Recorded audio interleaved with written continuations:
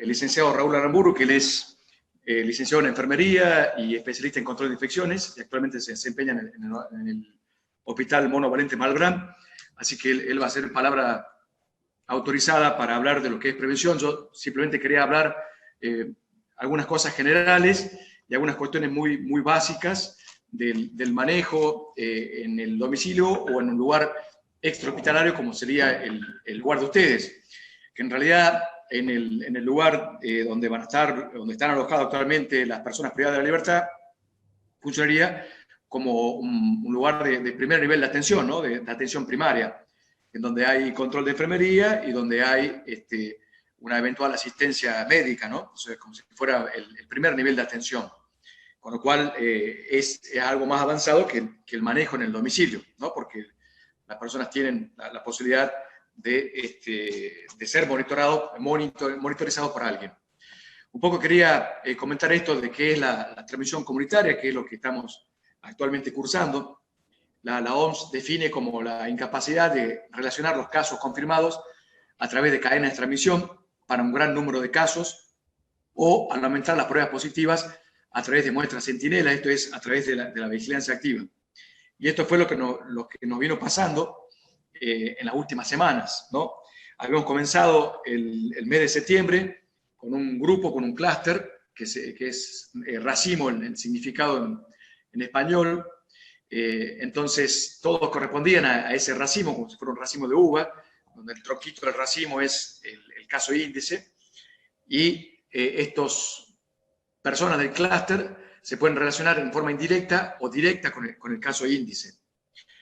Es lo que le pasa a ustedes en la penitenciaría, ¿no? Sería como un clúster, un racimo, ¿no? Donde hay un caso índice que en realidad no sabemos cuál fue, no tenemos el conocimiento de quién fue el primer caso, eso es imposible saberlo y nunca lo vamos a saber. Y en la transmisión comunitaria, que es lo que estamos cursando ahora, luego de eso que pasó a principios de septiembre, empezaron a aparecer distintos grupos de familias con casos positivos que no tenían relación con ningún grupo de pacientes, como ha pasado ahora en el lugar de trabajo de ustedes. O sea, es un grupo nuevo de pacientes que aparece, y bueno, lamentablemente les toca sufrir esta contingencia que muchas veces es inevitable, pero sí por ahí les puede quedar a ustedes muchas lecciones aprendidas para evitar tener nuevos brotes en el futuro en la unidad penitenciaria, ¿no? Eso es importante que uno de lo que vive, de las vivencias, podamos aprender, porque si no, no nos sirve de nada, ¿no? Si volvemos a repetir la historia, si no hemos aprendido de cosas que nos han pasado. No estoy jugando con esto, ¿no? Sino quiero que se entienda que este proceso es un proceso de vivencia, de aprendizaje, y que a ustedes le da experiencia y los entrena y los prepara para continuar esta pandemia que tiene un largo recorrido todavía, ¿no? No sabemos cuánto va a durar. La verdad que el futuro de la pandemia es totalmente incierto, ¿no? No lo sabemos. Bueno, comentarle brevemente cómo es la situación global de la pandemia. Esto surge de un estudio realizado por los chinos ya hace algunos meses, iba a decir hace varios años, parece que hubieran pasado varios años, porque es increíble cómo fue cambiando todo. Pero este estudio mostraba que tiene bastante relación con otros estudios. Lo eligió la OMS porque es un estudio amplio de gran cantidad de pacientes, en donde el 80% tienen casos leves, el 15% casos severos y el 5% casos críticos, o sea, pacientes que necesitan terapia intensiva. Y en la mayoría de estos casos, asistencia respiratoria mecánica, ¿no? Esa es más o menos la situación y de lo que podría ocurrir en Catamarca, que estamos entrando ahora en una etapa de circulación comunitaria. Circulación comunitaria no quiere decir que de repente van a aumentar un montón de casos. Circulación comunitaria es eso, que hay distintos casos que no tienen nexo entre ellos. O sea que el virus está circulando en nuestra ciudad y probablemente esto empiece a aparecer en algunos departamentos del resto de la provincia. En cuanto a los síntomas, yo quería hacer hincapié en conocimiento general para todos los que están participando. Están los síntomas comunes descritos inicialmente en la epidemia, que era la fiebre, el cansancio o la teña, como le llamamos como término médico, que es cansancio, debilidad, fiaca, la tos seca, ¿no?, que es característico, y en los casos graves uno puede observar fiebre más elevada, 39, 40 grados, complicaciones respiratorias como la neumonía, y principalmente la dificultad respiratoria o la disnea, como le llamamos nosotros, que la disnea es una sensación subjetiva, ¿no?, que el paciente siente que se ahoga, que le falta el aire. Eso es lo que llamamos disnea, ¿no?, una sensación subjetiva. Pero nosotros objetivamente podemos observar el aumento de la frecuencia respiratoria, ¿no?, cuando la persona empieza a respirar rápido, ¿no? O sea, vemos que la persona mueve el tórax o trabaja con los músculos intercostales, los músculos accesorios. Eso es, sin ninguna duda, algo objetivo que estamos viendo, que el paciente está agitado, o sea, si tiene dificultad respiratoria, que ese es un signo de alerta, y es el principal signo de alerta en COVID-19, para que tengan en cuenta las personas que están en el domicilio, que creo que había personas en el domicilio actualmente que estaban viendo el Zoom, tenía eso entendido, y para el control de los internos del penal que ustedes tienen que controlar. Esta es la definición de caso sospechoso, que es importante que esté socializada en el público general, que sepamos cuáles son los síntomas de la enfermedad. Y esto es lo que estableció la Nación. Lo que está en blanco es algo que le agregamos nosotros porque lo vimos muy frecuentemente en nuestros pacientes aquí en Catamarca, y es toda persona de cualquier edad que tenga 2 o más de los siguientes síntomas o signos, ¿no?, que son la presencia de fiebre, más de 37,5, la presencia de tos, la presencia de odinofagia, que es dolor de garganta, la presencia de dificultad respiratoria, como le hacía mención recién, la presencia de dolor de cabeza, o que llamamos médicamente cefaleas, la presencia de dolores musculares, ¿no?, el que llamamos mialgia, dolor de espalda, dolor en las piernas, la presencia de secreción nasal, que eso es lo que vimos nosotros en los pacientes que seguimos ambulatorio, en casi el 50% de los pacientes, y síntomas digestivos como la diarrea y o vómitos, ¿no?, que también hay que considerar. Y algo muy, muy característico que en nuestra estadística de lo que vamos viendo en los pacientes ambulatorios de Catamarca se presenta en un 50% de los pacientes, o sea, muy, muy, muy alta, que es la pérdida del gusto y o del olfato, ¿tá? O sea, hay personas que pierden solo el gusto, otras que pierden solo el olfato, y hay personas que pierden las dos cosas, gusto y olfato. En algunas personas es de pocos días y en otras personas se prolonga por varias semanas, inclusive después de que han mejorado todos los síntomas, ¿no? Entonces, esto hay que tener en cuenta. Y acá viene lo más importante, ¿no? Para el personal esencial, que son ustedes y que somos nosotros, personal de salud, personales de penitenciarías,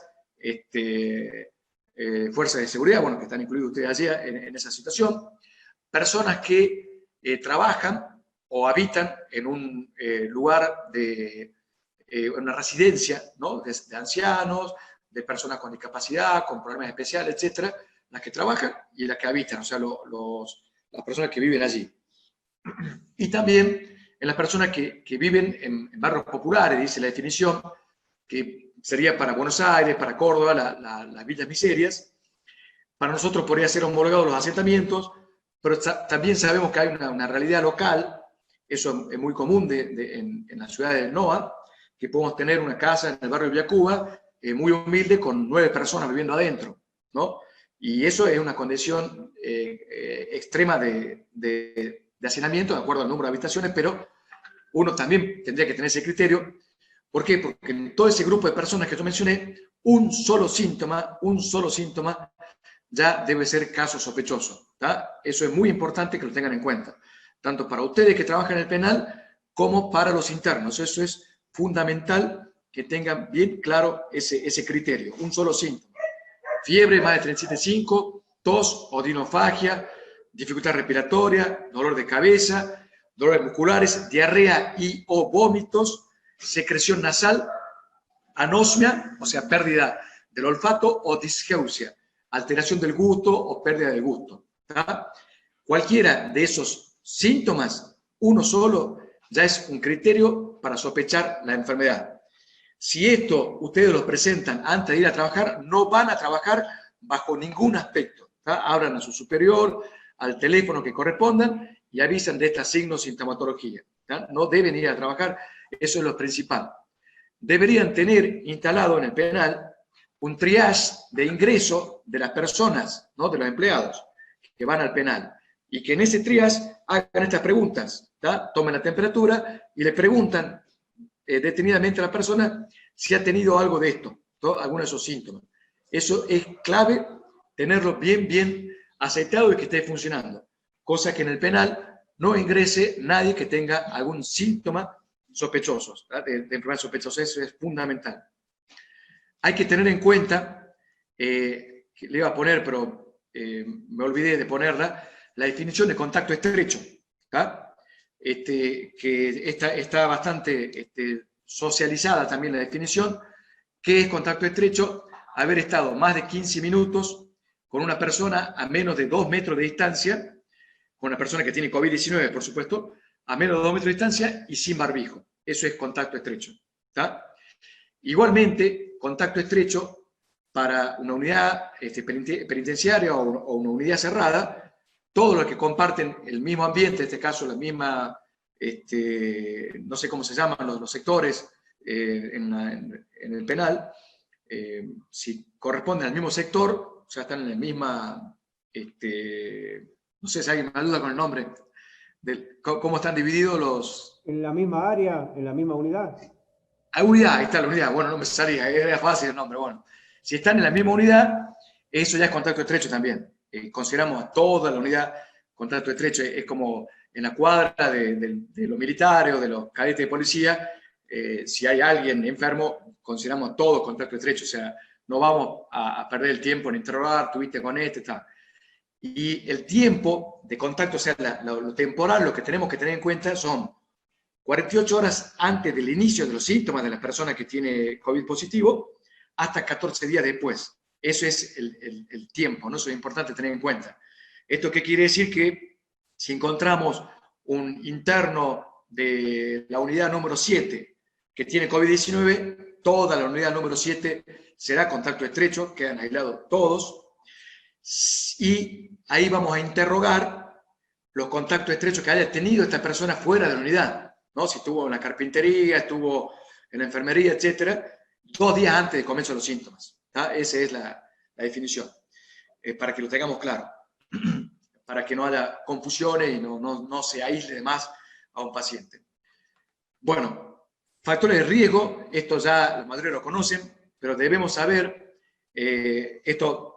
las personas que tienen factores de riesgo por el DNU presidencial no deberían estar trabajando, o sea, una situación especial. Y en el penal, de los internos que ustedes tienen, tenemos que tener en cuenta esto. Ahí me pusieron una raya en la pantalla, bueno, no importa. La edad, hay un error acá, es mayor de 60 años. Mayor de 60 años es de riesgo. Todas las enfermedades crónicas debilitantes, como las enfermedades cardiovasculares, ahí incluimos la hipertensión, la diabetes, la enfermedad pulmonar crónica, la enfermedad renal crónica, todas las que están puestas allí en la diapo.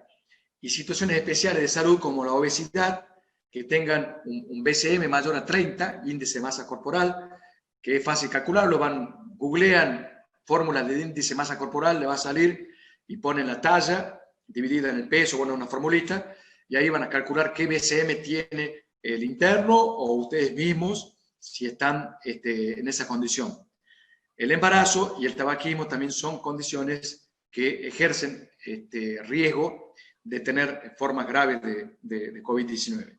Por eso es importante que los internos que tengan esta patología, eso lo hemos hablado en la charla que tuvimos el sábado, sean controlados 3 veces por día, ¿no? Con la oximetría de pulso que tienen ustedes para controlar a los internos en el penal, que se les dio los aparatos de oximetría de pulso. Bueno, esto es para mostrarles por qué la edad, esto pasa en todo el mundo, estos son datos de Estados Unidos, cuando uno empieza a ver los casos, nosotros sabemos que la mayoría de los casos se presentan en personas jóvenes. La media de aparición de la enfermedad es de 35 años, pero los muertos, los fallecidos por COVID-19, se da a partir de los 60 años, como muestra acá la diapositiva, ¿no? Empieza a crecer la curva exponencialmente, ¿no? Quintuplica 10, 20 veces, cuanto más grande es la persona, mayor es el riesgo de mortalidad por COVID-19. Esto es lo mismo que muestra que cada 10 personas, cada 10 personas fallecidas, 8 corresponden a la edad mayor de 60 a 65 años. Bueno, para el manejo domiciliario o extrahospitalario, que sería manejar un interno en el penal, no deberíamos manejar a esa persona en el penal si tiene una presentación clínica moderada a grave, ¿tá? O sea, es un paciente que tiene neumonía, que tiene una dificultad respiratoria leve. Ese paciente no tiene que quedarse en el penal, tiene que ir al hospital monovalente Malbrán. Cualquier condición que el paciente con COVID-19 requiera atención hospitalaria, y los factores de riesgo de enfermedad grave, que es lo que mencionamos recién. Nosotros, en el manejo a domicilio, los pacientes que están bien o con síntomas leves, pero tienen una enfermedad de riesgo, los dejamos, los llevamos a internar, ¿no? Salvo situaciones especiales. En la situación del penal se tornaba muy complicado, muy difícil, y por eso quedamos en tener controles estrictos, porque estaban asintomáticos todos los pacientes que tenían comorbilidades. Por eso decidimos de que los pacientes podían ser controlados en forma diaria, de 3 veces por día. Mientras estén asintomáticos, uno podría dejarlo en el penal, ¿tá?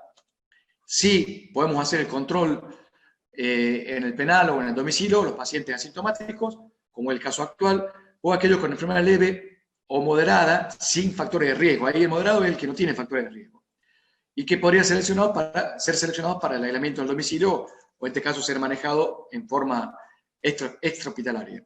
¿Qué significa enfermedad leve? Enfermedad leve es una infección del tracto respiratorio superior, no complicada, síntomas de infección viral inespecífica como fiebre, cansancio, tos, conos y expectoración, anorexia, malestar, dolores musculares, dolor de garganta, congestión nasal, dolor de cabeza, ausencia de disnea o signos de dificultad respiratoria. La fiebre puede aparecer en los primeros días de la enfermedad. No es un signo de alarma. Inclusive hay pacientes que pueden tener 39 o 40 grados el segundo día. Cuando baja la fiebre, si el paciente se siente mejor, se siente bien, por supuesto que va a estar con cansancio, etc., no es un criterio de alarma. Sí pasa a ser un criterio de alerta, en realidad, cuando ya han pasado varios días, una semana de la enfermedad, y recae el paciente con fiebre. O sea, la reaparición de fiebre sí es un criterio de alarma. ¿Por qué? Porque la reaparición de fiebre en un paciente que venía relativamente bien, con pocos síntomas, y recae con fiebre. Eso puede ser el signo de una complicación infecciosa, como es la neumonía, que es la complicación más frecuente en los pacientes con COVID-19, la neumonía bacteriana.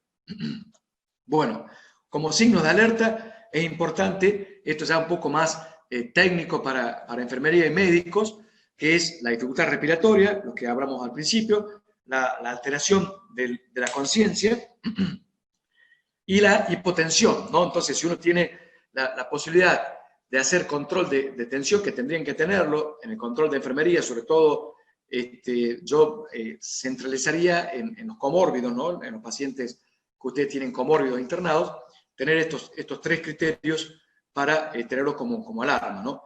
Alteración de la conciencia sería una persona que pierde su estado de lucidez, no necesariamente, por supuesto que si pierde tiene un cuadro sincopal, una pérdida total de la conciencia, eso es grave, pero puede estar despierto, pero desorientado, ¿no? Eso es alteración de la conciencia, o una excitación psicomotriz, ¿no? Un cuadro como si estuviera como un cuadro psiquiátrico, o hubiera tomado algún medicamento que pueda producirle un cuadro de excitación. Bueno, cuando ocurre eso y por supuesto han excluido que haya tomado alguna medicación, hay que tenerlo en cuenta, no hay que subestimarlo ese sitio porque puede estar relacionado ya sea a hipoxia del paciente, hipoxia cerebral, o a complicaciones neurológicas que pueden tener los pacientes con COVID-19, que pueden tener cuadros de encefalopatía o cuadros de encefalitis.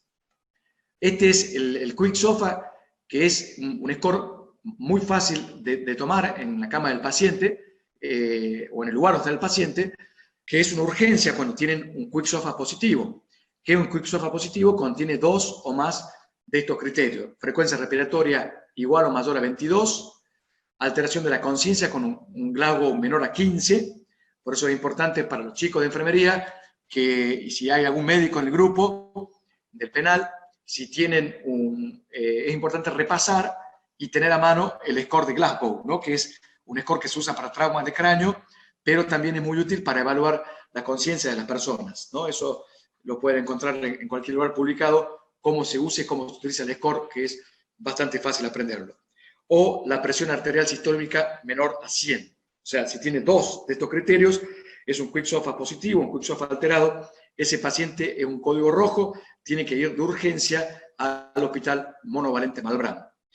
Otra cuestión que quería comentarle, que también me olvidé de poner en la diapositiva, es la hipoxemia feliz. Por eso nosotros le dejamos los oxímetros de pulso. Voy a dejar de presentar. Ahí está. Nosotros le pusimos los oxímetros de pulso porque por más que el paciente se sienta bien, por más que está bárbaro, sin fiebre, le tenemos que tomar la oximetría 3 veces por día a los comórbidos y 2 veces por día a los que no sean comórbidos, o sea, a los que no tengan patologías de base. Eso es lo que combinamos con el grupo que capacitamos el día sábado. ¿Por qué? Por esto que es tan muy frecuente que el paciente se sienta bien y comienza a desaturar, o sea, tener la oximetría de pulso, que la oximetría normal es de 94% para arriba, los pacientes empiezan a tener una oximetría menor a 94 y eso es un signo también, un código rojo. Ese paciente tiene que ir urgente al hospital monovalente Malbrán. Por eso le dejamos el oxímetro para que se lo haga de rutina 3 veces en el día. Bueno, yo llegué hasta aquí. Si quieren preguntar algo, dejamos al final la pregunta y seguimos con el licenciado Aramburu. No sé cómo quieran. No me escucharon toda la charla. Doctor, ¿podríamos dejar las preguntas para el último una vez que terminen todo de exponer? Ningún problema, ningún problema. Bueno, Raúl, ¿te presento tu charla? Ahí me fijo, Doc. Creo que puedo compartir. Listo, perfecto, ahí está. Sí. Buenas tardes a todos. Bien, lo que voy a presentar es las precauciones que vamos a tener en la atención de las personas que tienen sospecha o confirmación de COVID-19. Básicamente recordar cuáles son los mecanismos de transmisión del coronavirus, que vamos a partir de 3 mecanismos. Uno, que es el principal, por decirlo de alguna manera, que son la transmisión respiratoria a través de gotitas de flush. Cuando una persona habla, tose, estornuda, y esas gotitas que van saliendo durante esos actos se van proyectando a una distancia de más o menos 1,5 metros, y se van a ir depositando en diferentes superficies, y si está cerca la persona, puede caer directamente sobre el cuerpo de uno. Otro mecanismo de transmisión es el contacto, que es a través de las manos con superficies contaminadas. Cuando esas gotitas se fueron cayendo sobre las superficies diversas que están alrededor de nuestro entorno, y con las manos uno las toca y puede después contaminarse, autoinocularse el germen, tocándose los ojos, la nariz o la boca. Y además trasladar ese germen a través de diversas superficies por el contacto mismo con las manos. Y otra vía de transmisión es el respiratorio aéreo, que tiene que ver cuando se realizan procedimientos que generan aerosoles, que son muy específicos, que por lo tanto es una forma de transmisión que está básicamente reservada en la atención sanitaria cuando se hagan esos procedimientos generadores de aerosoles. Bien, esto es para recordar que va a ser la única forma de protegernos, porque normalmente todos los brotes que ocurren en los diferentes lugares de trabajo, sobre todo cuando comparten diferentes personas, es que no se han aplicado correctamente estas precauciones básicas que todos tenemos que tener en cuenta en todo momento. Hablando de higiene de manos, como una estrategia fundamental para cortar el mecanismo de transmisión por contacto, manteniendo las manos limpias de manera frecuente, ya sea con agua y jabón o bien con soluciones de base alcohólica, es una manera eficaz de barrer el germen o bien de que se elimine, y por lo tanto no nos vamos a contaminar ni las superficies, ni nosotros no nos vamos a autoinocular ese germen cuando yo toque las superficies contaminadas. Por lo tanto, la higiene de manos es algo que debemos siempre respetar, porque no solo previene coronavirus, sino también otros tipos de patologías infecciosas. Después, otra forma también de evitar la transmisión del germen es evitar tocarse la zona T de la cara. Sabemos que las vías de contaminación o de contagio son justamente los ojos, nariz y boca, cuando ingresa el germen al cuerpo. Entonces, si yo tengo las manos contaminadas y me toco los ojos, o me toco la nariz, o me toco la boca, me la estoy autoinoculando. Es una vía fácil de transmisión, esta de contacto, por lo tanto las manos siempre tienen que permanecer limpias. Y tengo que entrenarme para no tocarme esas zonas de la cara. Se ha comprobado que la persona se toca entre 20 veces el rostro aproximadamente en 1 hora. Por lo tanto, una vez ni lo piensa y no se da cuenta y se tocan la cara. De hecho, yo le he observado que después de sacarse el barbijo, por ejemplo, lo primero que se tiende a hacer es tocarse la nariz. Por lo tanto, el entrenamiento tiene que ser siempre para evitar que se ocurran esos actos.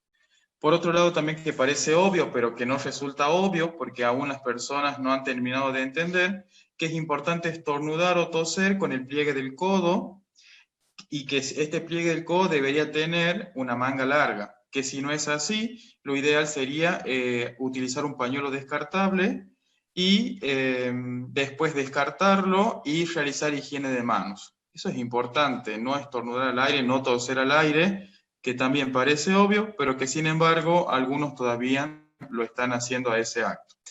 Por otro lado, y una manera de tener seguridad continua y permanente es mantener la distancia física o social de más de 1,5 metros, lo ideal sería de 2 metros. Por lo tanto, yo debería condicionar todos mis espacios para tener distancia de todas las personas a ese nivel. Cuando yo hablo de frente con una persona, no importa que tenga síntomas o no, o que sea sospechoso o no, yo debería mantener siempre la distancia. Lo mismo que en mis lugares de trabajo, yo debería condicionar para que yo no esté cerca de nadie. De esa manera, las gotitas que pudieran proyectarse no me caen encima y de esa manera me estoy protegiendo. Y por otro lado, respetando esta premisa de mantener la distancia, también reforzar que no nos debemos tocar, no debemos tener contacto físico, un apretón de manos, un saludo de puños, un saludo de besos, ya no existe, no debería en este momento sobre todo, debido al riesgo que lleva el tener contacto físico con las otras personas. Y además no se respeta justamente esta premisa de la distancia. Entonces, todos deberíamos tener en cuenta que en este momento el saludo de cuerpo ya de contacto físico no existe. Entonces, un buenas tardes, un buenas noches, un hasta luego es suficiente. También reforzar esto de no compartir los elementos de uso personal, como por ejemplo el mate, tazas, utensilios, toallas, deberían ser propias y de uso exclusivo, porque a través de esa superficie se puede contaminar también y transmitir el germen. Por otro lado, también utilizar continuamente y siempre lo que es el barbijo social o tapa boca y nariz, debido a que uno cuando habla, tose o estornuda proyecta las gotitas siempre y no sabemos si están contaminadas o no. De alguna manera, la premisa del uso del tapaboca es para proteger al otro, porque lo que hace el tapaboca es contener mis gotas cuando yo hablo, toso o estornudo. Sin embargo, yo debería exigirle al otro también que lo tenga colocado para que cuando hable, tose o estornuda, a mí no me proyecte sus gotas. Entonces, más que una transmisión aérea, tiene esa función de contener las gotitas de flush cuando uno utiliza la voz o estornuda, entonces, y la gotita se limita en el tapaboca, nariz y mentón. En relación a eso, también es importante tener en cuenta que con un tapaboca no debe ser utilizado más de 2 horas, porque se humedece y pierde quizás la capacidad de filtración que tiene, de contención de las gotitas. Por lo tanto, yo al superar las 2 horas de uso continuo, debería sacármelo de las tiras y colocarlo en una bolsa y colocarme un nuevo tapaboca. Luego, agarrar ese tapaboca, lavarlo con agua y jabón, puede ser agua caliente, ponerlo al sol y luego plancharlo y quedan listo para un nuevo uso. Otra forma también de protegernos y que tiene que estar siempre presente es mantener las superficies limpias. Y me refiero a las mesas, a las sillas, a los picaportes, a las llaves de luz, al menos limpiarlos 3 veces en el día con soluciones desinfectantes para evitar justamente tener contacto con microorganismos que pudieran haber quedado depositados a través de manos contaminadas de personas que tienen una infección. Y por otro lado también constantemente mantener los espacios ventilados, es decir, abrir ventanas, puertas, ventiluz, para que el aire circule. Y el aire cuando circula lo que hace es tomar las gotitas de flush que quedan suspendidas un poco más en el aire y depositarlas en las superficies que luego se van a limpiar. Entonces, reforzando estas medidas son las que tenemos que tener presente a diario, todo el tiempo. Y de esta manera voy a evitar ser un contacto estrecho de otra persona. Si yo una de estas medidas no las cumplo, tengan por seguro que voy a ser considerado contacto estrecho, por lo tanto siempre voy a tener riesgo de contaminarme si estuve cerca de una persona con COVID.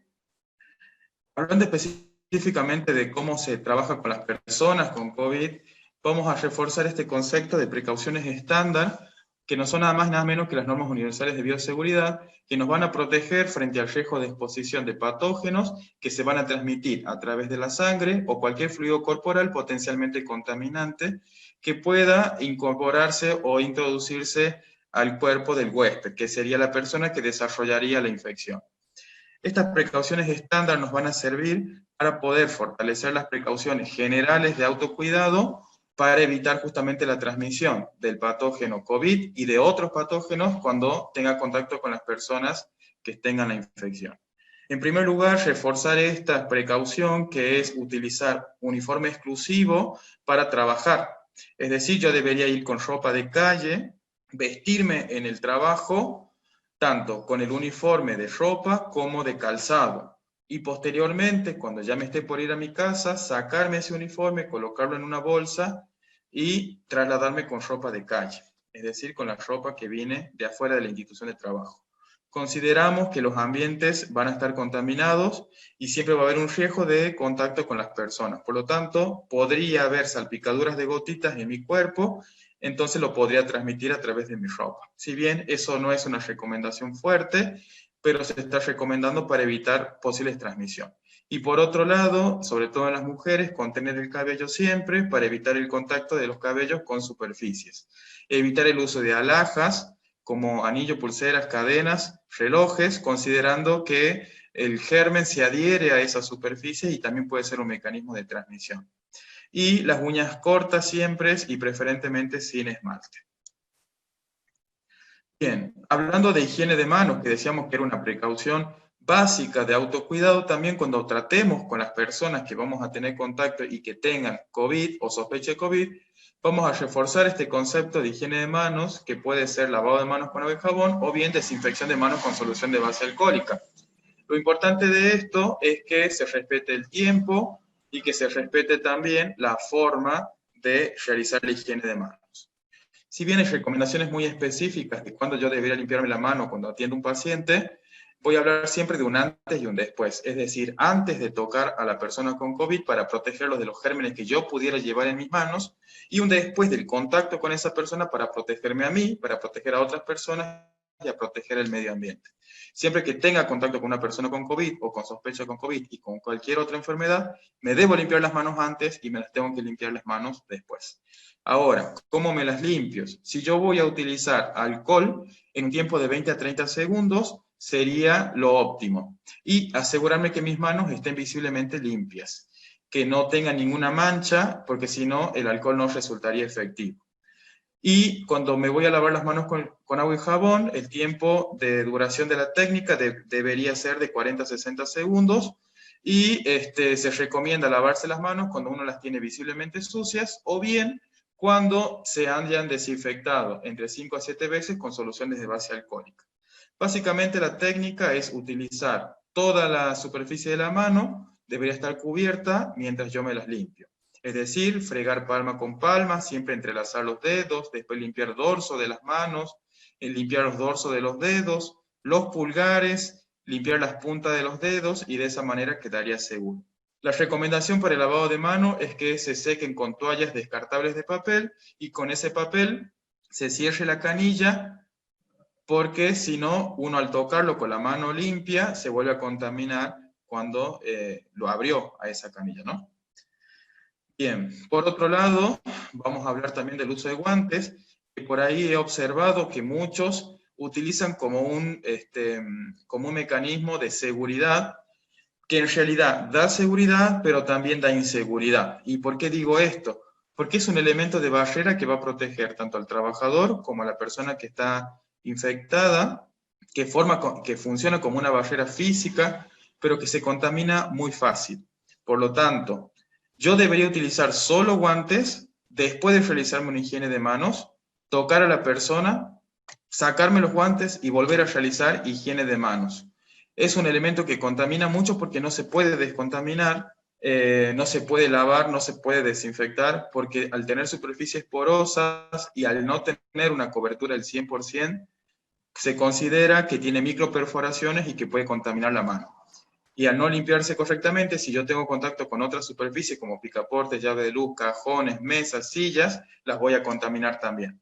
Entonces yo al guante lo tengo que utilizar solo en el momento que voy a tener contacto con las personas que estén con sospecha o con confirmación de COVID. No debo andar con guantes dando vuelta por todos lados porque puedo contaminar todas las superficies. Lo mejor es la higiene de manos. Antes del uso de guantes me limpio las manos, después que me saco los guantes me las tengo que volver a limpiar. Y se recomienda utilizar solo un par de guantes, no dos.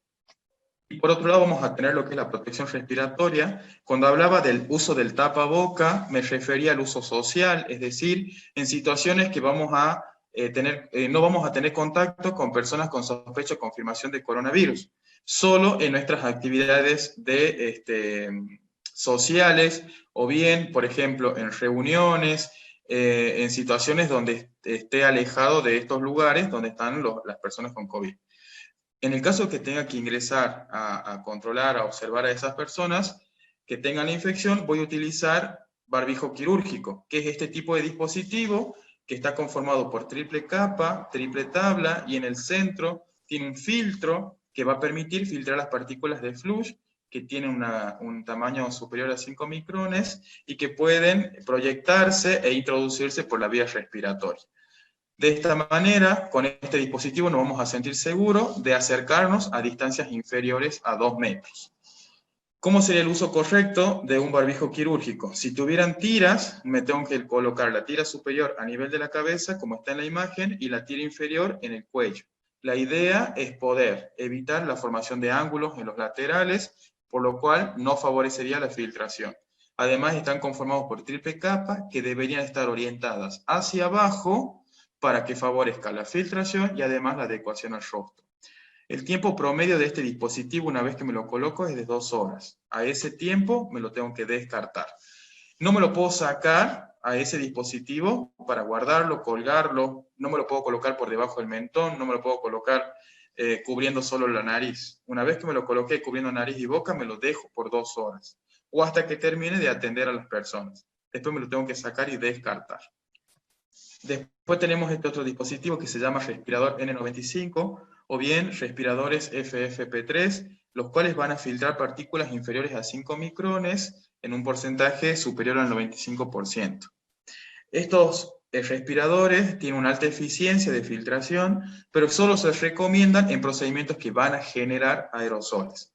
¿Cuáles son esos procedimientos? Por ejemplo, intubación endotraqueal, aspiración de secreciones, hisopados nasofaríngeos, kinesia respiratoria, entre otros, que no son los más frecuentes, por lo tanto tienen que estar reservados para esas situaciones solamente.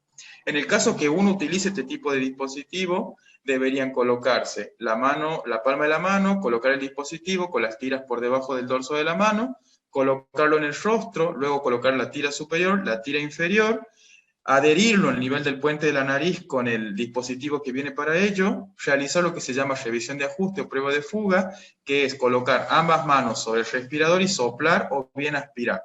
Cuando uno sopla y el respirador se infla o bien aspira y el respirador se hunde, funciona lo que se llama revisión de ajuste, que es asegurarme que el aire que uno respira es lo que está a través del filtro del respirador y no es el aire ambiente que se filtra por el lateral. Por lo tanto, en los varones se recomienda no utilizar barba para que permita mejor adherencia al rostro. Para descartar, me saco la tira inferior, luego la tira superior y podría descartarlo o bien realizar lo que se llama uso extendido, que corresponde a guardarlo en un papel para que se seque, envuelto en un papel, en una bolsa de papel, se seca y me lo puedo utilizar por un periodo de 15 usos o bien de 15 días. Este respirador se lo puede reutilizar mientras no supere ese tiempo de duración, funcione la prueba de ajuste, no se haya roto o bien no se haya ensuciado. Si alguna de esas condiciones no se cumplen, hay que descartarlo. Después vamos a tener lo que son protección corporal a través de estos dispositivos que son el overol y el uso del camisolín. En COVID se recomienda utilizar camisolín porque es un germen que se inocula solo por nariz y mucosa ocular y no por piel o por otros tipos de secreciones, porque es a través de gotas respiratorias y por contacto nada más. Entonces el camisolín es un dispositivo que brinda seguridad y sería suficiente para atender a personas con COVID. Lo que sí tengo que asegurarme es que ese camisolín tenga un alcance y me cubra desde el cuello hasta por debajo de las rodillas y preferentemente que tenga puños para cuando uno estire el brazo no se deslice hacia arriba. Sí, me lo debo atar bien a nivel del cuello con un nudo firme para evitar que se desate cuando yo esté atendiendo a la persona, y a nivel de la cintura lo mismo, pero tiene que ser de fácil retirada, o sea, yo me tendría que asegurar que ese nudo se lo pueda desprender con un solo movimiento. En el caso de que vaya a atender procedimientos que generen aerosoles y no tengan camisolines hidrorrepelentes, porque el camisolín puede ser de contacto o hidrorrepelente. El camisolín de contacto es para utilizar en la mayoría de los procedimientos, y los camisolines hidrorrepelentes solo en procedimientos que van a generar aerosoles. En el caso de que vayan a generar aerosoles y no tengan camisolines de contacto, se podría utilizar un overol, pero lo que hay que tener en cuenta es que el overol tiene toda una técnica de colocación, pero de mucho más de retirada, debido a que ser un elemento que protege tanto el cuerpo, tiene mucho riesgo de contaminación cuando yo me lo vaya a retirar. Por lo tanto, sería bueno entrenarse para realizarlo correctamente, tanto el camisolín como el overol. Después le vamos a facilitar unos videos, que los hice yo, para que ustedes puedan tener como una referencia de cómo colocarse y cómo retirarse esos elementos, y sería muy interesante también entrenarse, porque la práctica hace al maestro. Después tenemos otra forma de protegernos a través de protección ocular y protección ocular a través de antiparras o bien máscara facial, y también se puede utilizar de manera opcional una cofia o un protector de calzado. La antiparra y la máscara facial lo que van a hacer es limitar la proyección de las gotitas a mi mucosa ocular, y también de alguna manera me evitan a que yo me esté tocando los ojos. Entonces, yo para utilizarlo correctamente estos dispositivos si voy a utilizar la antiparra, no necesito máscara facial. Si utilizo la máscara facial, no necesito la antiparra, ¿sí? Es como una solo, está bien. Por ahí algunos se sienten más seguros utilizar las dos cosas.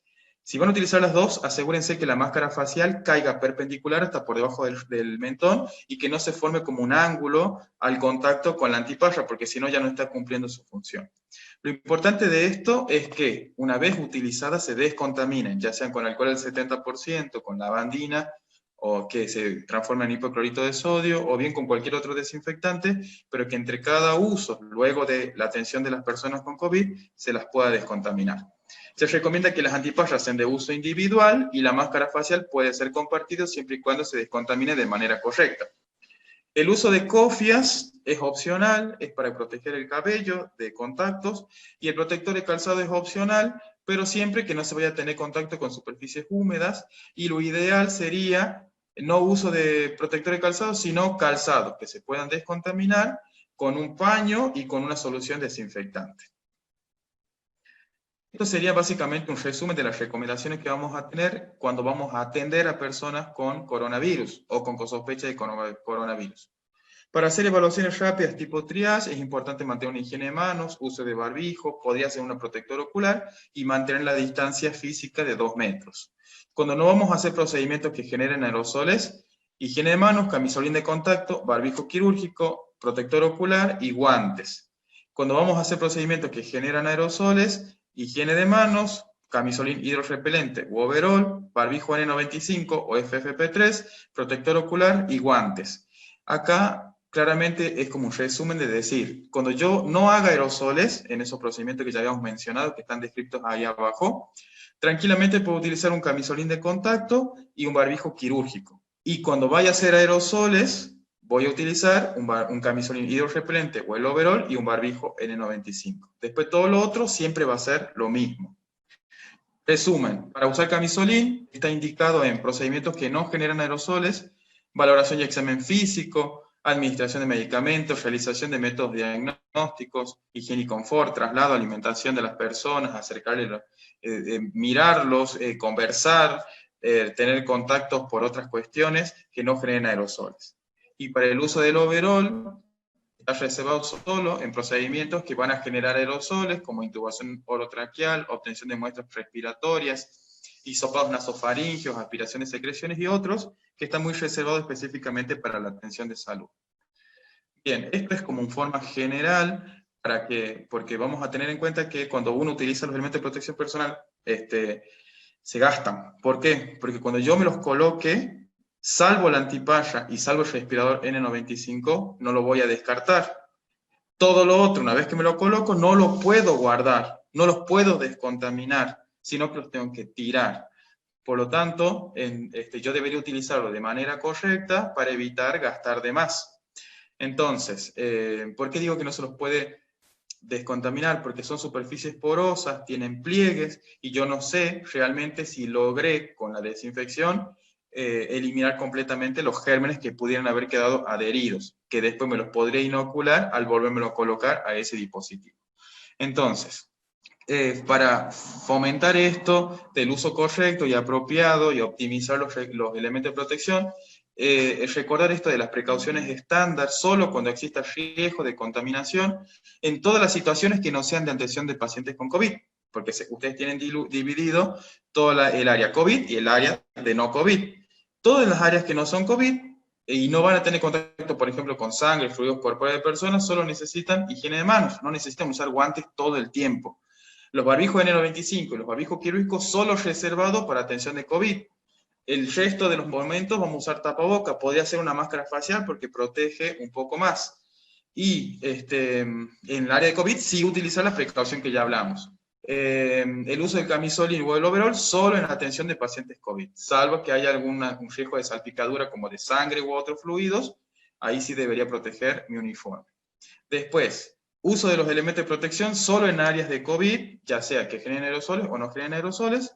Planificar la atención de los pacientes, porque claramente lo decía el doc Alejandro, es que, por ejemplo, si vamos a controlar, teníamos que organizarnos de tal manera que todos los que son que tengan comorbilidad y requieran o que tengan síntomas más complejos, deberían estar ubicados en un lugar separado de alguna manera de los que no, pero que tengan COVID o sospecha, para que el control, una vez que uno se vista, realice ese control a todas las personas con el mismo elemento de protección, salvo cambiándose los guantes y realizando higiene de mano entre persona y persona.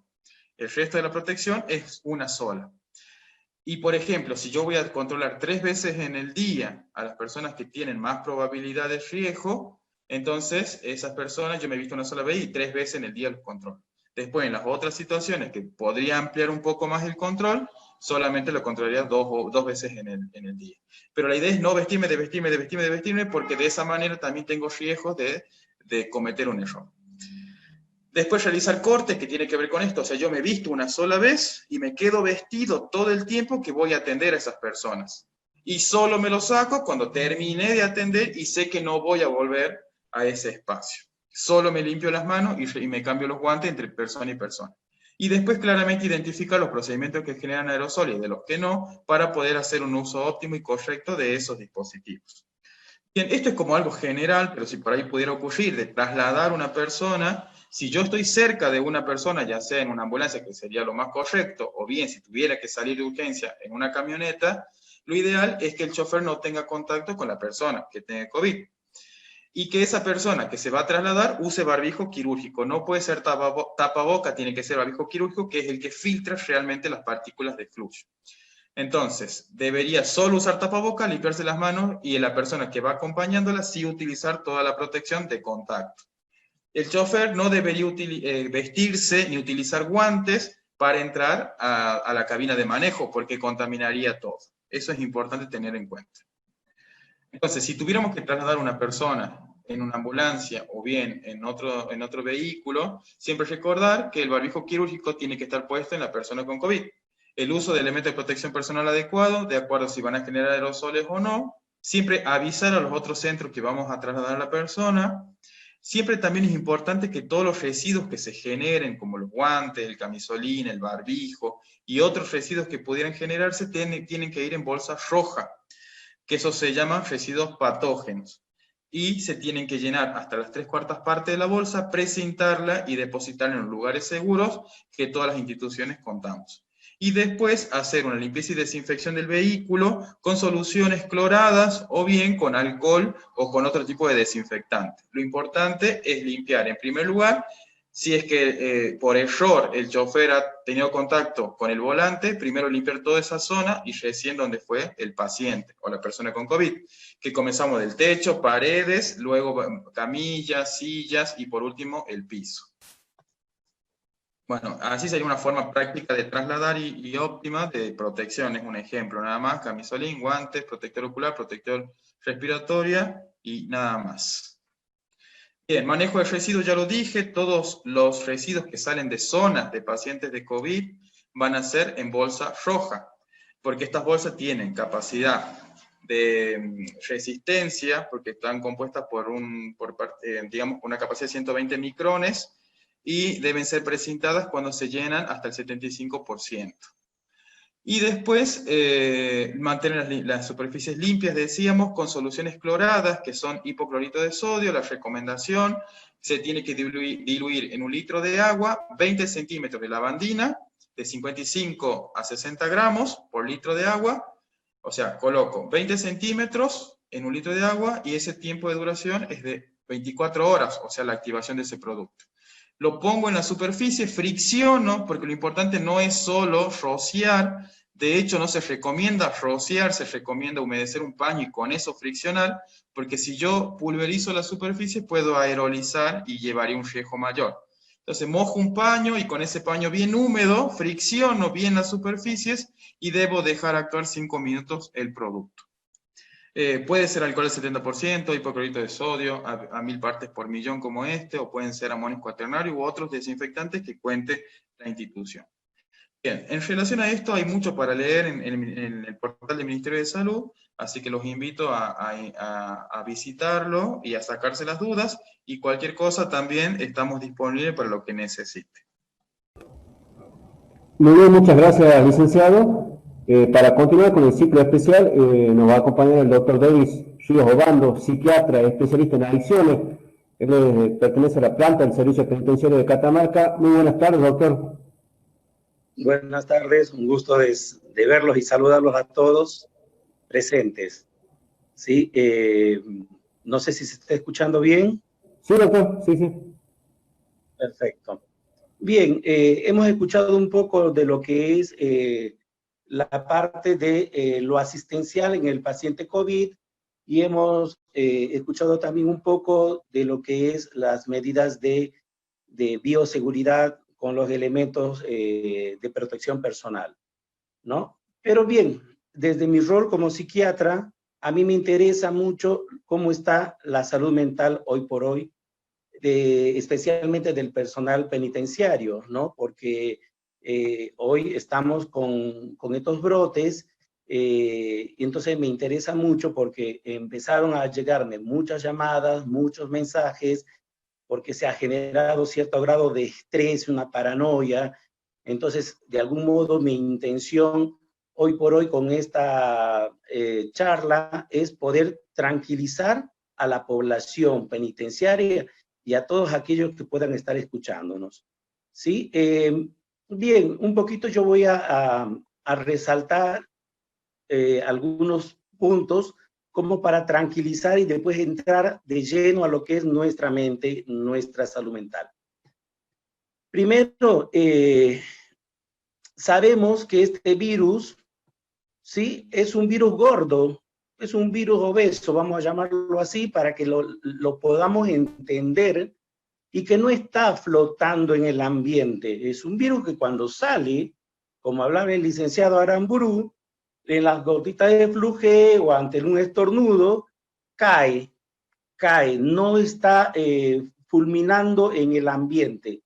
Entonces, de algún modo también nos genera cierta seguridad. Por eso la importancia del distanciamiento de 2 metros, porque sabemos que no va a llegar ese virus a nosotros en ese distanciamiento. Entonces, para que podamos entender, es un virus gordito que cae. Por eso se contaminan las superficies, ¿sí? También sabemos que es un virus que se muere fácilmente. Y gracias a Dios contamos con los elementos simples y sencillos para poder eliminarlo, ¿no? Como el jabón. Por ejemplo, he visto gente que ha comprado jabones carísimos, desinfectantes, etcétera. No, con el jabón común de pan de lavar ropa nos ayuda. Con el alcohol diluido, como lo hemos escuchado ya el licenciado Aramburu, con la lavandina diluida en las proporciones que se requiere, lo podemos también eliminar, ¿no? El calor también lo elimina. Entonces es un virus que se elimina fácilmente. Entonces, también otra cosa que es importante remarcar, que más del 80% de los infectados son asintomáticos o síntomas leves. Nuestra mente está acostumbrado a mirar siempre lo más caótico, lo más dramático. No, ¿por qué no miramos también un poquito el otro lado y decir qué pasa con la otra población?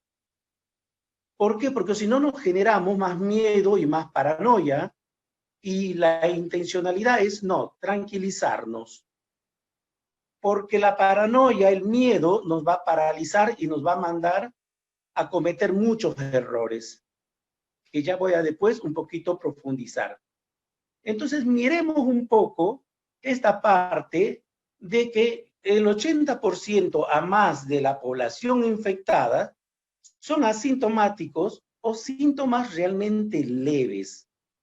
Y si aparece alguna complicación en el otro porcentaje de la población infectada, es porque hay una base, hay algo de base. No es lo mismo una persona de 60 años para arriba que una persona de 30 años. No es lo mismo una persona de 30 años que no fuma a una persona de 30 años que fuma como chino en quiebra. ¿Cómo están esos pulmones? No es lo mismo un niño que corre libremente a un niño que tenga una discapacidad neurológica, respiratoria por nacimiento o por un accidente, etc. Dice, sí, pero mata a los niños. No, pará. ¿Qué pasó en esos niños que murieron o esos jóvenes que murieron? Seguramente había algo de base. De todas maneras, este es un virus nuevo. A nosotros hoy en Catamarca nos está empezando a vivir esta experiencia, ¿sí? A comparación de otras provincias y de otros países que lo están manejando ya quizás de otra manera. Entonces, estos datos es importante para tranquilizar nuestra mente, porque ha habido, como les digo, una demanda importante de llamadas y mensajes a mi celular, que lo estuvimos hablando con la psicóloga el otro día, que ha generado ciertas paranoias y muchos miedos, ¿no? Entonces, bien, teniendo esta base, quiero explicar algo. Todos nosotros, los seres humanos, ¿sí? Vivimos de algún modo en cierto grado de estrés. El que diga yo no tengo estrés es un mentiroso. Todos vivimos cierto grado de estrés. Ese estrés es, a ver, momentáneo, leve, pasajero, y que te va a dar síntomas esperables. No es lo mismo que mi cuerpo ya lastimado de tanto estrés, a que yo pueda tener un estrés reciente, agudo, y que va a pasar después. ¿Qué me puede generar a mí, yo que estoy empezando a tener un síntoma de estrés agudo? Muy probablemente te va a generar ansiedad, te va a generar algo de angustia, algo de miedo, algo de fatiga, algunos problemitas con el sueño, qué sé yo, algunas reacciones, ¿no? Pero saber que son síntomas esperables. Ese es el estrés agudo. Hoy estamos empezando con este estrés agudo y que de algún modo tenemos que frenarla, porque si no vamos a llegar a un grado de estrés mucho mayor, que es, no voy a hablar hoy día de esto, porque si no puedo generar mayor estrés psíquico o emocional en el personal penitenciario. Voy a hablar de lo agudo y de lo que tenemos que hacer y de lo que no tenemos que hacer. ¿Cómo preservar nuestra salud mental? ¿Sí? Entonces, hoy por hoy, estoy viendo síntomas de estrés agudos esperables. Esperables en donde está el miedo, está la ansiedad, está la paranoia, está un conjunto de síntomas. Bien, tenemos que frenar ese estrés. Tenemos que frenar el miedo. Tenemos que frenar. Antes de profundizar lo que va a ser el miedo en nosotros, me gustaría también que entendamos que hoy estamos atravesando, antes éramos espectadores, mirábamos todo desde la vereda del frente. Ahora nos toca estar en esta vereda en donde tenemos muchos conocimientos ya que tenemos que ponerlas en práctica, que es simple. Tu cuidado personal, lo que explicó el licenciado Aramburu. Hay 3 cosas básicas: distanciamiento, tapaboca, lavado de manos y de superficies. Con eso yo me siento totalmente tranquilo y protegido, porque yo no voy a estar en contacto con pacientes con COVID. Hay gente que está preparada, capacitada para estar en contacto con gente con COVID positivo. Entonces la gente del penal tiene esa idea quizás de que nos vamos a contagiar todo porque todos vamos a entrar en contacto. No, no, no, no. Estamos organizándonos y estamos tratando de hacer la mejor manera posible, pero no todos vamos a entrar en contacto. ¿Que estamos expuestos? Sí, estamos expuestos, pero no todos estamos en contacto. Pero si yo mantengo mis medios de seguridad, entonces los riesgos son mucho menores, ¿sí? Pero bien, ante esto me gustaría, ¿qué pasa con nuestra mente ante lo que es pandemia ante lo que es cuarentena? Porque son 2 cosas completamente diferentes y cómo percibe nuestra mente, nuestra psiquis ante estas 2 cosas diferentes. Por ahí la gente relaciona cuarentena con pandemia o pandemia con cuarentena, pero no. Son 2 cosas diferentes. Y si yo aclaro a mi mente estas dos cosas diferentes, la información me va a llegar a mí completamente diferente. ¿Qué me genera a mí el hecho de la pandemia? Bueno, a mí me genera el hecho de la pandemia un estrés en el cual yo hoy, como personal del servicio penitenciario, personal de seguridad, pasé a ser trabajador de primera línea. Antes estaba en la vereda del frente, como le dije, ahora pasé a la vereda.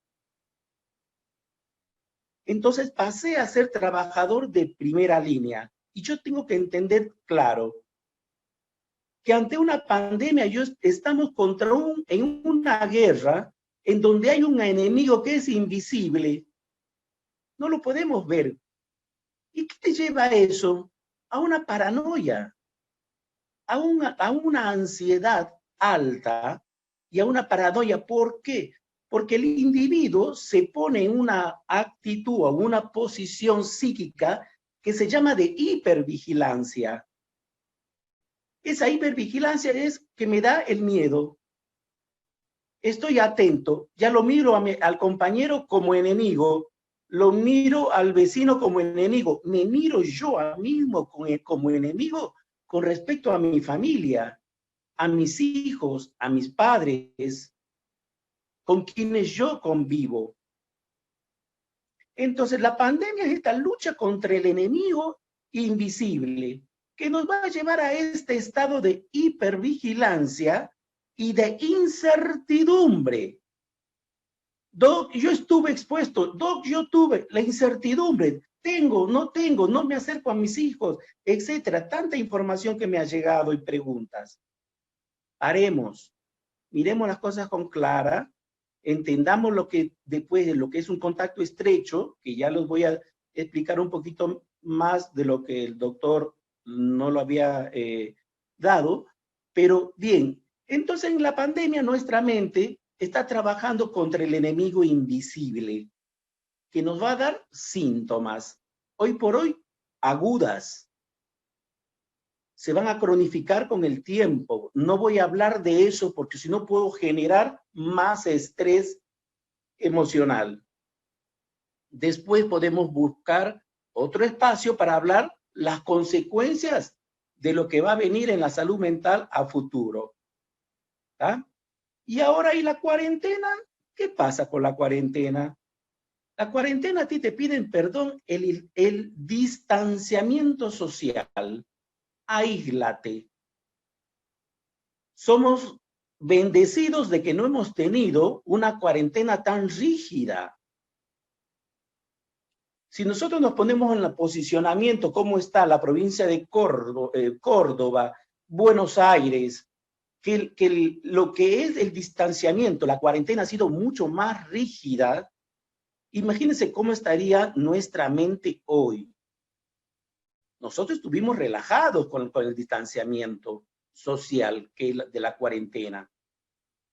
Pero a largo plazo, este distanciamiento social va a empezar a generar perturbaciones psíquicas.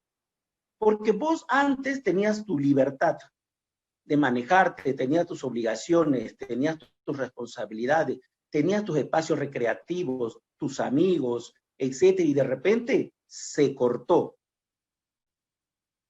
Sí, lo vamos a tolerar las primeras épocas, pero posteriormente, ¿qué va a pasar? Nos decían, sí, vamos a aprovechar estar en familia, porque es el momento de la unión familiar. Perdón, con el tiempo nos transformamos en perros y gatos dentro del hogar, donde ya no nos toleramos porque estamos de algún modo irritables, intolerantes con nosotros y con el otro. Empieza a aparecer síntomas en donde empieza a afectarnos a nosotros y empieza a afectar a nuestro contexto familiar, empieza a afectar también a nuestro contexto laboral. Porque hoy en el penal es como si estuviéramos en el hospital. Entonces la cuarentena, el distanciamiento social nos afecta.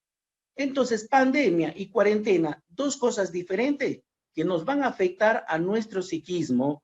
Si continúa sosteniéndose en el tiempo, a largo plazo, va a generar severos trastornos psiquiátricos, severos, que no voy a hablarlo porque si no, puedo gatillar un montón de cosas en las personas que están escuchándolo.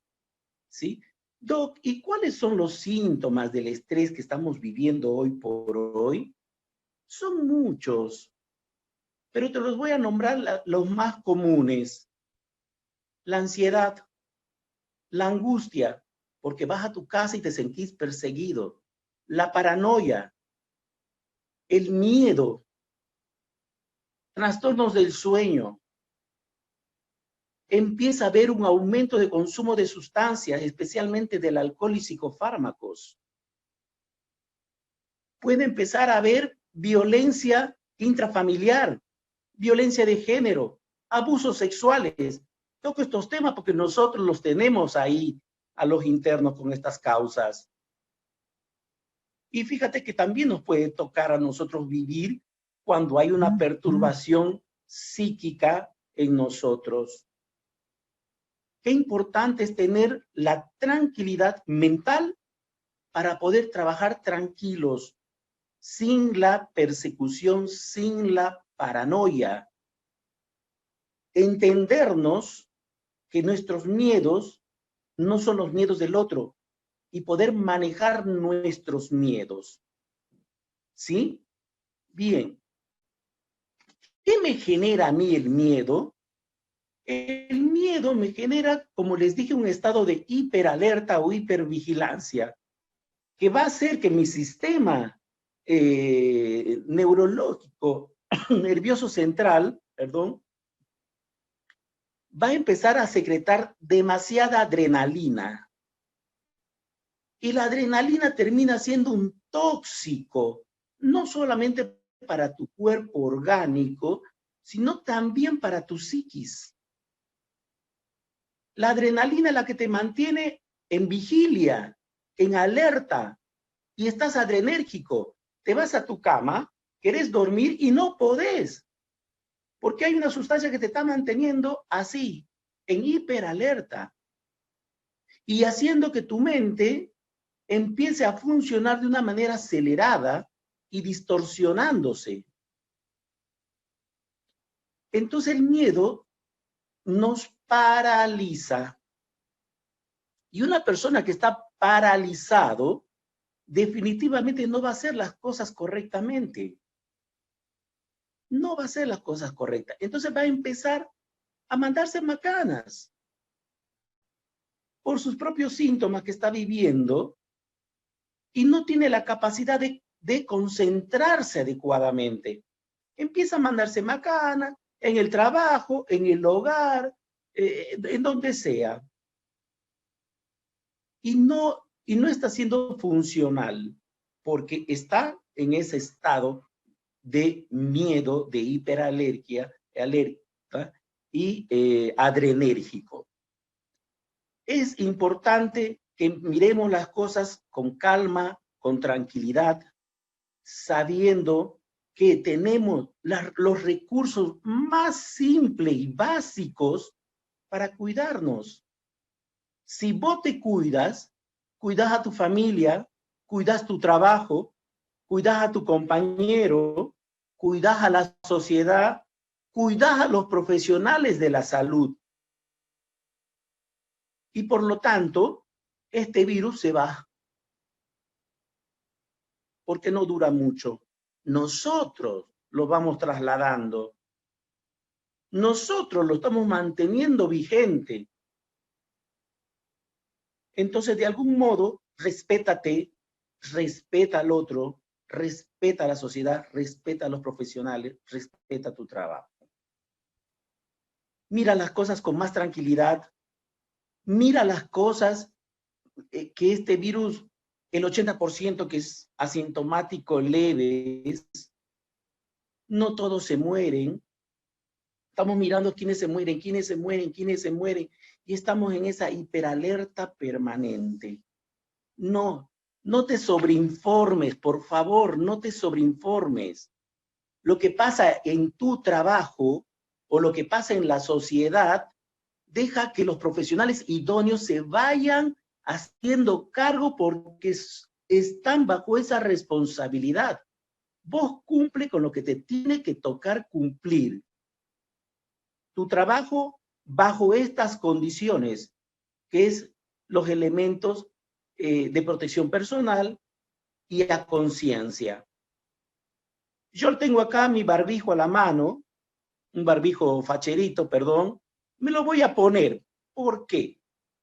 Como dijo el licenciado Aramburu, yo hago las asistencias telefónicas con videollamada y el personal está así. ¿A qué cacho te pones el barbijo? ¿Qué quieres tapar tu mentón para que no se infecte? Seamos responsables. Esto tiene que estar arriba. También los veo así, pero está. Porque se confeccionan barbijos caseros que les tapa ahí. ¿De qué me sirve eso? Seamos responsables. Barbijos que me tapen bien. Tapabocas que me tapen bien. Y eso va a evitar que yo contamine, que yo contagie, que yo mismo también me autocontamine. Ajá, también veo esto.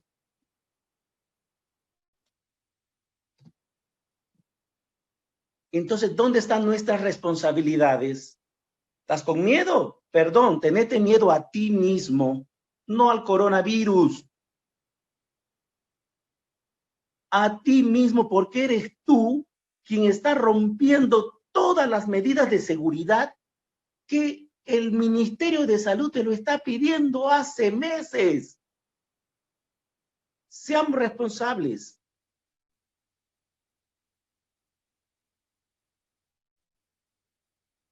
Seamos responsables. No echemos la culpa al servicio penitenciario, al Ministerio de Seguridad, al Ministerio de Salud. No, hagámonos cargo de lo que cada uno hace en el caminar.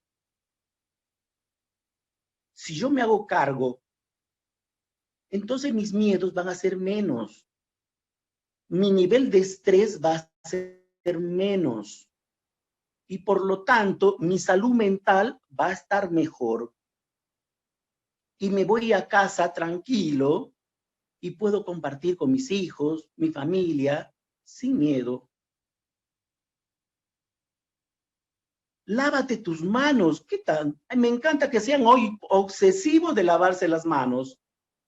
Lávate las manos. Tocas algo, lávate la mano. Vuelves a tocar otra cosa, lávate la mano. Seamos responsables. Si nosotros somos responsables, esto está tranquilo. Porque no te olvides que vos tenés un área que se llama juicio y que vos no lo podés engañar. Lo podés tapar, enmascarar, pero no lo podés engañar. ¿Sí? Bien. Quería demostrar eso del barbijo para que todo el personal tome conciencia con respecto al uso de barbijo. El licenciado Aramburu lo explicó bien, muy apuntando a lo que es la asistencia paciente COVID y yo apuntando a lo que es la comunidad penitenciaria.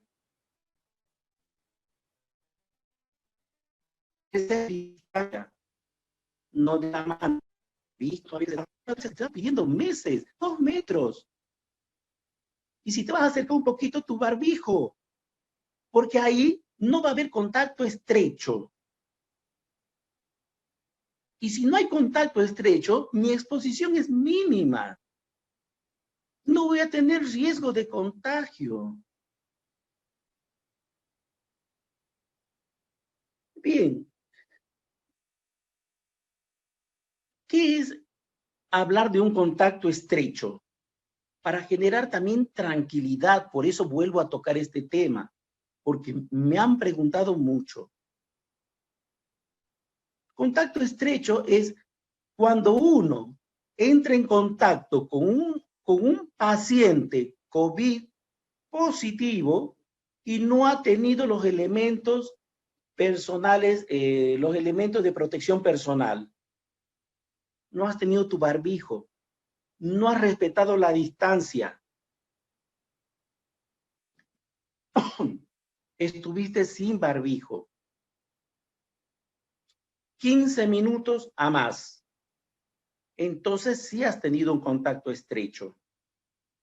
Si estuviste a la pasada sin barbijo, no tuviste contacto estrecho. También se dice contacto estrecho a aquella persona que yo no sabía y que de algún modo estuvo en contacto sin mi protección adecuada, que me piden que es simple, y que después de 48 horas de haber estado en contacto, empiezo con un síntoma o me entero que el otro dio positivo. Entonces se entrará a investigarte y hacerte los estudios correspondientes o el seguimiento correspondiente para...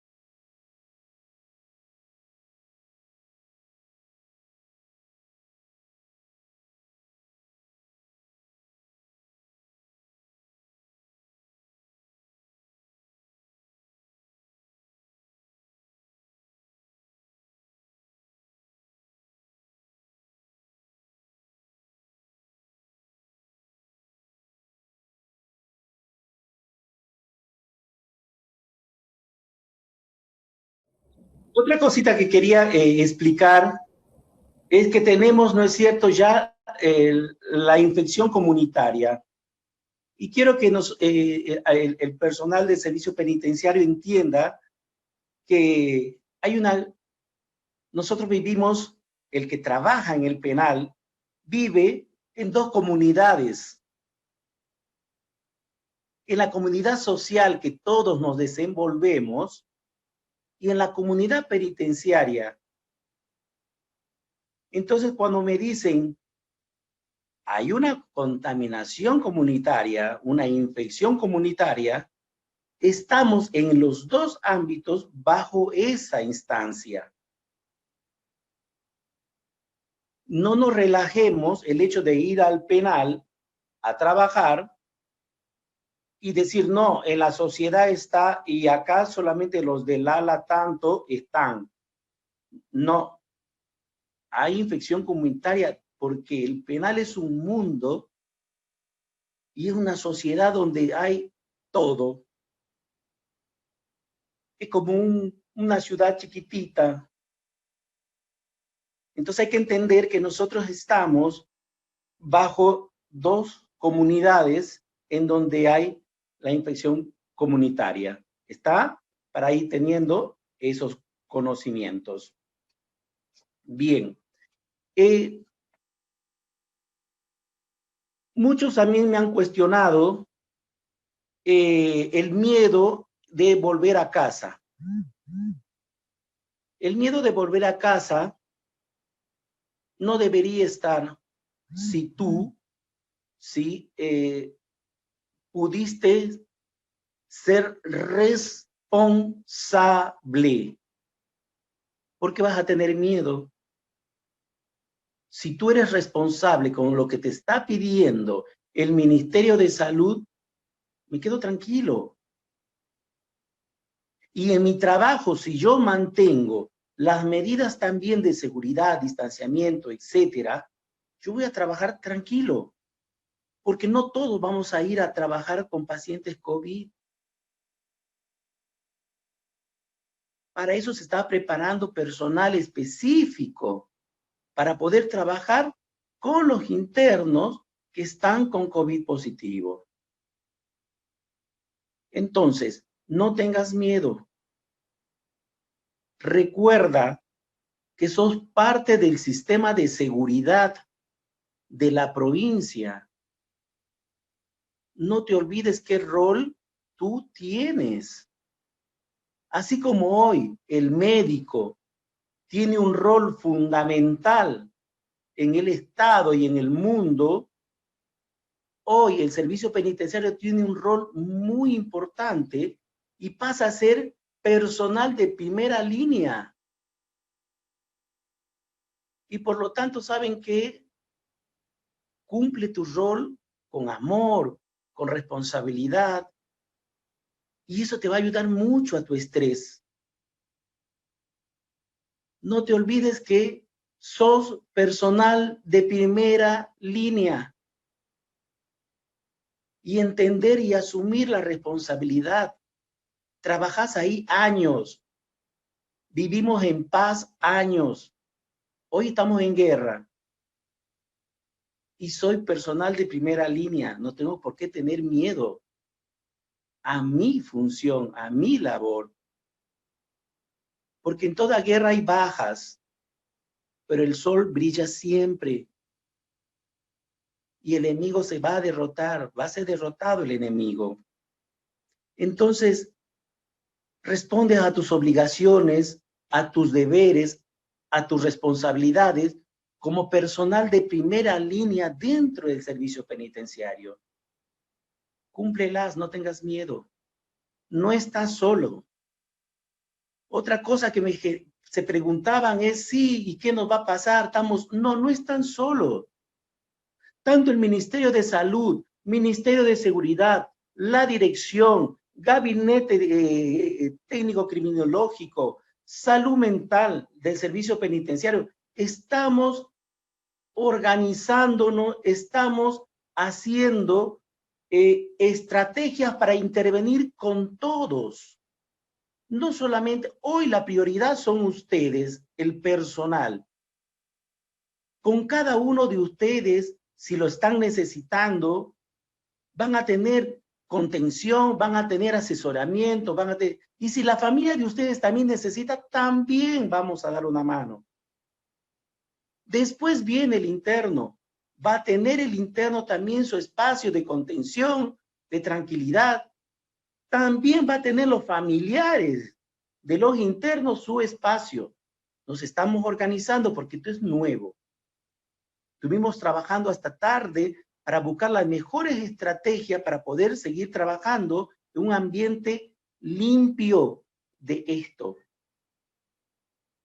Y a conciencia. Y a conciencia.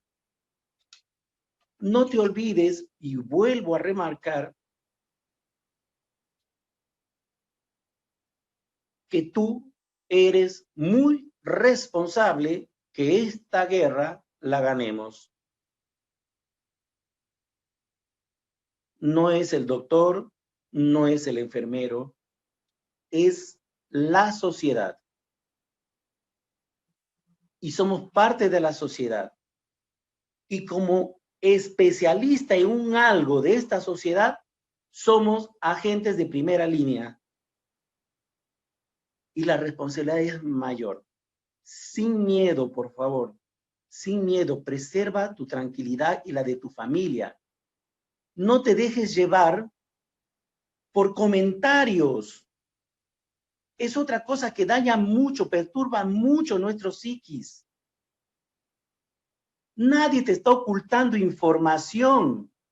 Para eso tenemos distintos escalones para ir trabajando en lo que corresponde a cada uno. Se te va a dar la información cuando sea necesario, se te va a intervenir cuando sea necesario. Nadie te oculta nada. No podemos estar gritando ahí, estamos haciendo estrategias. No, vamos a intervenir como tiene que intervenir. Todo a su momento y a su debido tiempo. No vamos a correr. Estamos haciendo las cosas con calma. No nos sobresaturemos con pensamientos negativos, informaciones negativas. No estés pendiente de lo que dice el diario, la radio, porque les encanta el sensacionalismo. Escucha lo que dice la información del penal, la información que dice el Ministerio de Salud, que son los básicos. No te sobreinformes, demasiado no quieras investigar, no te metas a internet, porque te estás lastimando más. Por eso te digo, qué responsables somos nosotros de poder estar con nuestro equilibrio mental y físico. Porque si la mente no anda bien, el cuerpo tampoco anda bien. Tenemos que hacer que nuestro sistema inmunológico funcione al 100%. Y para eso necesitamos que nuestra mente esté calmo, esté tranquila, sabiendo que tengo que hacer mis obligaciones y mis responsabilidades y ser un héroe dentro de mi trabajo. Porque qué lindo que te digan héroe. Entonces, es muy importante esto, ¿sí?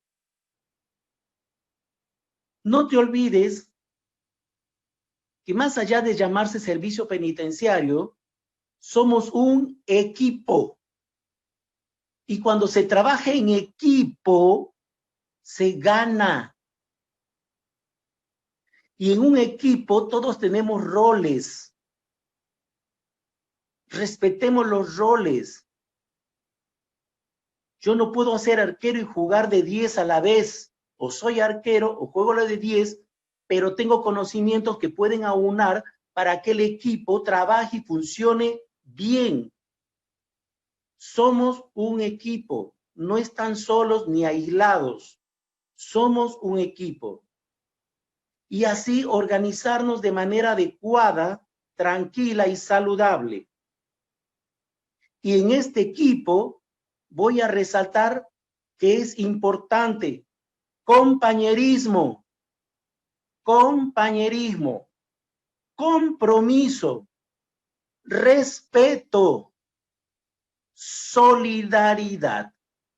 Si nosotros cumplimos con nuestro deber estas 4 cosas, sumado a las medidas de seguridad que nos pide salud, ganamos entre todos. Muchísimas gracias. Espero que les haya servido mis consejos. Ahora bien, habilitamos la ronda de consulta para los profesionales, ¿sí?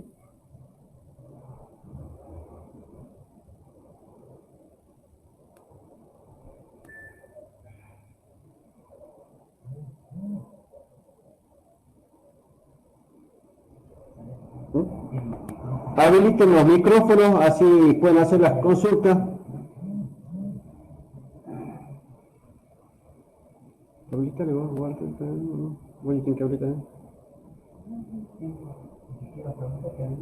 Está habilitada la ronda de consulta. El que desea hacer alguna consulta,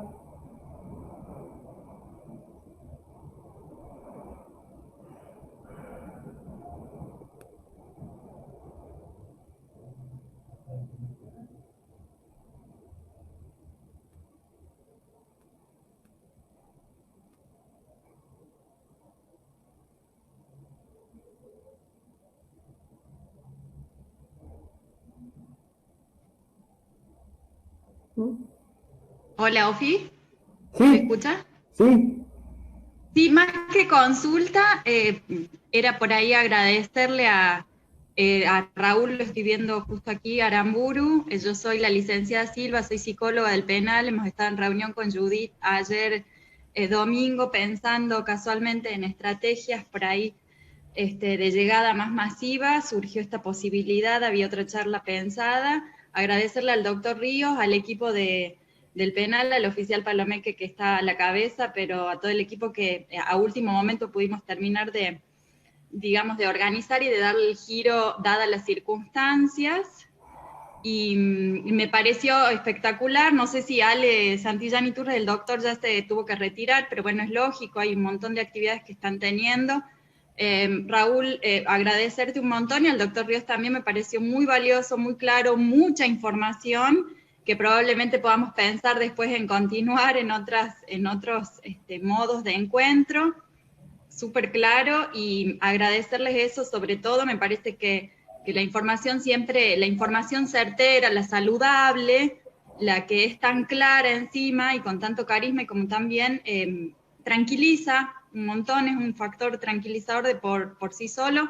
Hay mucha participación, así que yo estoy muy contenta y muy agradecida, y Judith fue el nexo con el doc, con Raúl Aramburu, hicimos ahí los nexos para que se dé. Les agradezco profundamente y les agradezco a todos los participantes. Era por ahí esto.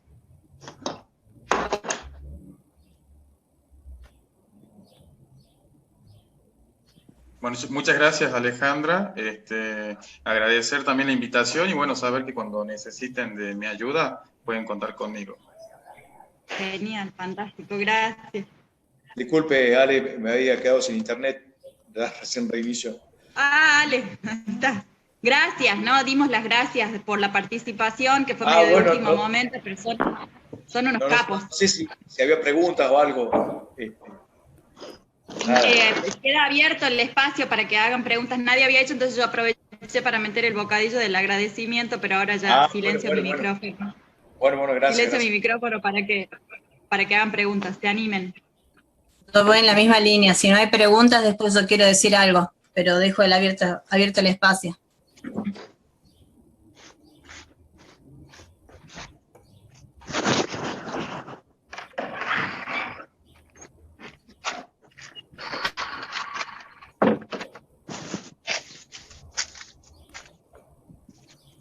Pueden hacerlo por chat, ¿no? También.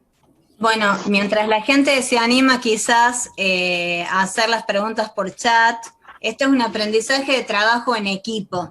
Con el doctor Alejandro vamos viendo las diferentes vías sensoriales y las diferentes vías por las cuales nos vamos animando a manifestar lo que sentimos, y también a manifestar lo que por ahí queda como girando, ¿no? En esto que decía Alejandra me parece que es cierto. La verdad es que estuvo condensado en todo lo que cada uno puede expresar desde su sapiencia, y es muchísima información que también necesita todo un trabajo de elaboración, y en contexto de pandemia más aún, porque estamos un poquito más lentos, tenemos algunos olvidos, como el doctor Santillán Iturres, tenemos muchas cosas. Yo sé que Raúl está en un trabajo intenso todos estos días, y aún así hoy pudo hacerse presente y poder compartir esto. Yo lo que quiero decir, no sé si la mayoría lo sabe, pero estoy a cargo de la Secretaría de Salud Mental y Adicciones. Para nosotros, desde el Ministerio de Salud, es fundamental el trabajo interministerial, intersectorial, y poder brindar apoyo. Y quiero validar el equipo local amplio, desde el director, desde Alejandra y todos los que pudieron estar presentes ayer en el MIT un domingo a la siesta, pero me parece que eso habla del motor, de la pasión y de lo que queremos hacer en sociedad, como decía Denis, que está en Tucumán.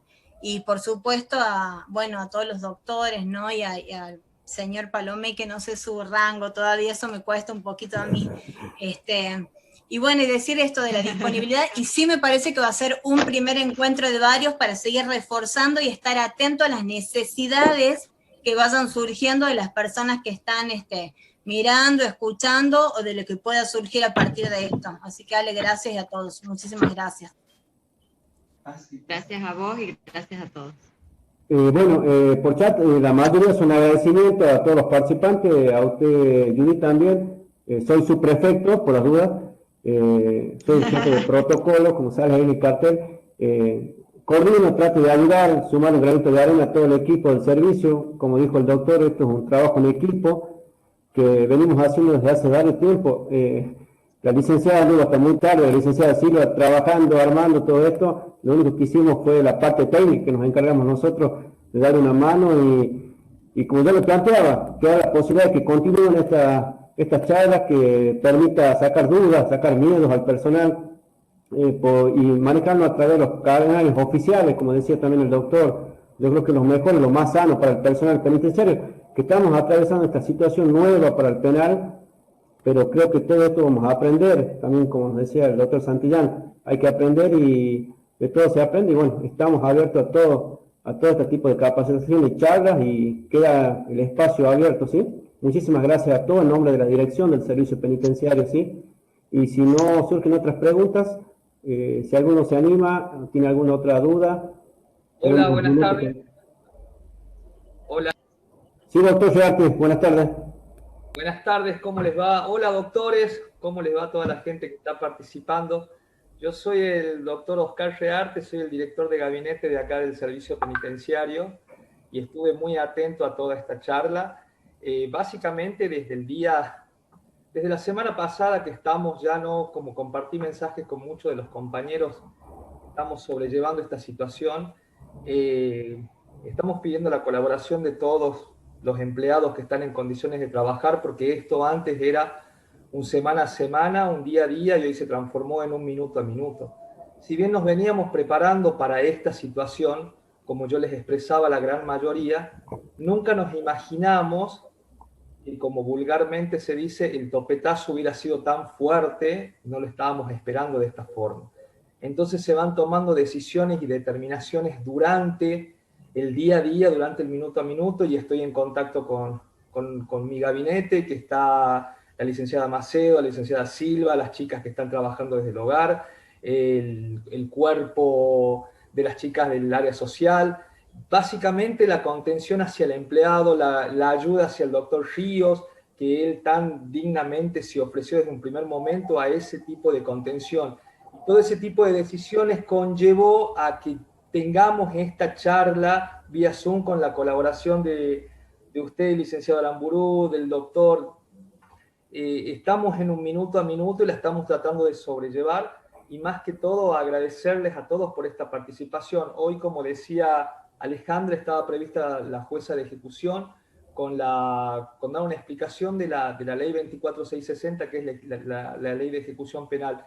Pero el día viernes, el fin de semana ocurrió esto, los teléfonos explotaron, porque es así, y era contención, contención, contención, soluciones, soluciones, soluciones, ir sobre la marcha. Así que acá estamos llevándola, peleándola, y quiero recalcar algo que, como para agregar, nosotros no somos una institución como cualquier otra, llámese municipalidad, llámese, que se me viene a la mente, rentas, un colegio, un comercio. Básicamente, cuando se encuentra ante esta situación, cierra sus puertas y espera que pase. Comparto ampliamente lo que dijo el doctor Denis Ríos al expresar de que somos un mundo diferente, y el común denominador de la gente no conoce básicamente esto. Entonces yo quiero dar a conocer de que hay un grupo que trabaja, y que atrás de los 450 internos que están privados de su libertad, también hay 450 familias detrás de esos internos, pero básicamente están los empleados que tenemos nuestra familia, tenemos nuestra vida, y estamos velando por esto. Entonces, muy grande el esfuerzo que se hace. Hay 7 cabezas que están pensando constantemente en el penal, y tratamos de alivianarle esa mochila y no tratar de cargarle peso. Y estamos constantemente hablándonos por teléfono y buscando soluciones, así que muchísimas gracias a todos, y le pedimos comprensión y entendimiento, y esto sigue, y como dijo usted, doctor Río, a esta batalla la vamos a ganar, así que muchísimas gracias. Simplemente eso quería expresar. Gracias, Helio.